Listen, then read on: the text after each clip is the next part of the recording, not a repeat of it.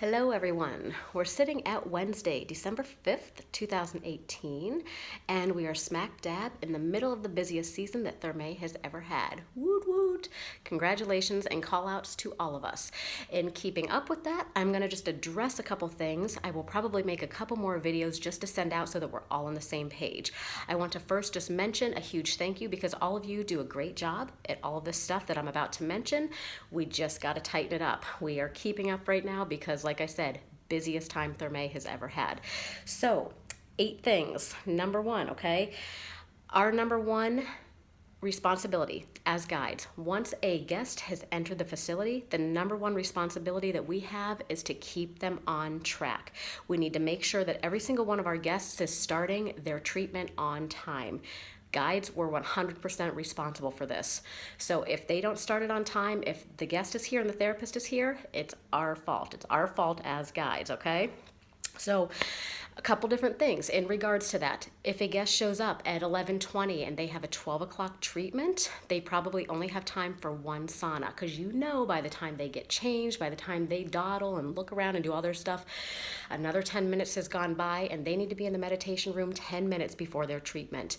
We've got to keep people on track. Everybody from our employees to the guests here, they have other things happening. They have other appointments, other people they have to meet, kids that they have to get off the bus, babysitters to get home to. We need to keep them on track. If we're 15 minutes late for one treatment at the beginning of the day, that means we can be an hour late for treatments at the end of the day, okay? So in order to do that, we have printed up this list right here. You'll see it's partially filled out. It's literally called Treatments Scheduled Today. At the beginning of every day, we're gonna have it filled out and put up where we keep the calendar in the back of the hallway, okay? Does that make sense? We've got to keep them on track, and you guys do a great job. We just got to do a little better because we have more treatments happening. Number 2, we're going to start putting our tea in the meditation room. This is for a couple reasons. We want to continue to set the expectation that our guests and our members can kind of help themselves with some things. They can be self-sufficient. That's one area. We want to avoid serving it to them simply because it sets that expectation. Then when they come back, their experience isn't as good because nobody served me my tea. So it goes in the meditation room right beside our sweet little Buddha, okay? Number 3, in regards to setting the expectation, we really, moving forward, we want to go above and beyond anytime we see that, but we want to be careful to do so in a manner that doesn't set the client's or the guest's expectation to be that all the time.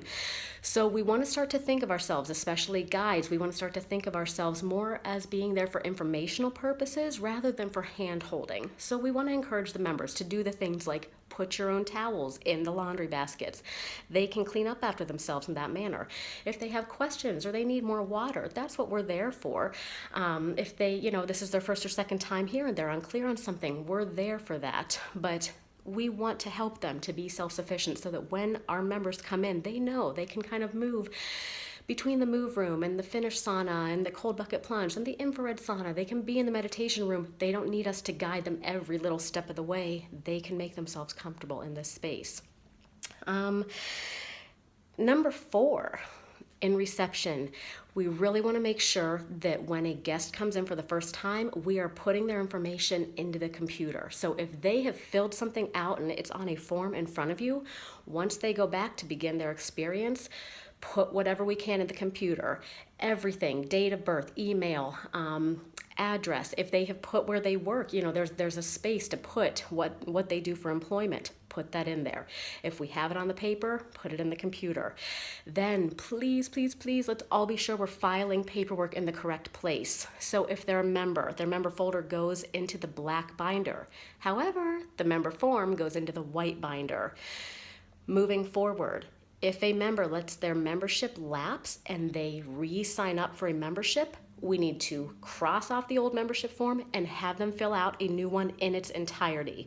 We want to steer clear of just whiting out the little spaces and changing the dates. What's happening is that we're forgetting little spaces, and so on Sierra's membership form last week, we had 3 different amounts listed, or we had 2 different amounts, 3 different dates.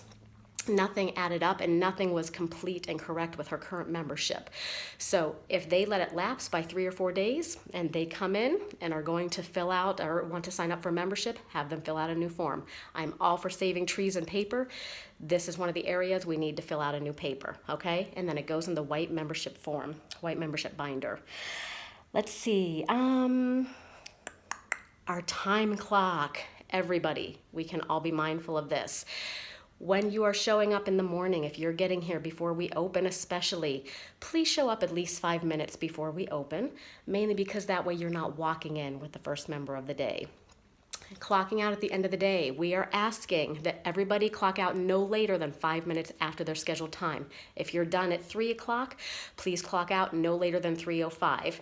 It's not busy enough that we have to have people on overtime or on going over their time frame. We have a certain amount that we are budgeted for payroll, and we're trying to stay as close to that as possible. So please do the shift changeover. You can stay and chat, just clock out before we stand around and chat at the end of the day. So I'm asking for no more than 5 minutes, okay? 5 minutes, because it'll be me who has to actually track you down and just have that sweet conversation. 5 minutes, no later, okay? That was number 7. Number 8, we're smack dab in the middle of the Christmas season. So in that, I think we all recognize the spirit of Christmas and the season of Christmas as the season of giving. So I am saying a really wonderful thing to give this season would be grace. And I want us all to practice that with each other. So we're all going to make mistakes. We're all going to get information or something wrong. We might not do it the way somebody else would do it. And I want us to just continue to practice to give grace. Feel free to carry this practice over to your family and friends outside of Thurmay, but especially here at Thurmay as coworkers and friends. You are fantastic women. We are a fantastic team, and I guarantee you everybody here is doing their best, and on the days where maybe their best falls a little short, I want us to practice kind of letting that go, knowing that they're going to pick the ball up the next day and their best is going to be a little better. So grace is the theme of the season, okay? Let's all try to give it. All of these things I've mentioned, you guys do a fantastic job. We are going to continue to try our best and do really wonderful, but we're going to continue to tighten up. Craziest season at Thurmay ever, the busiest. It's fantastic. I'm so excited to be a part of it. I'm excited to have each of you here, and we're the best team.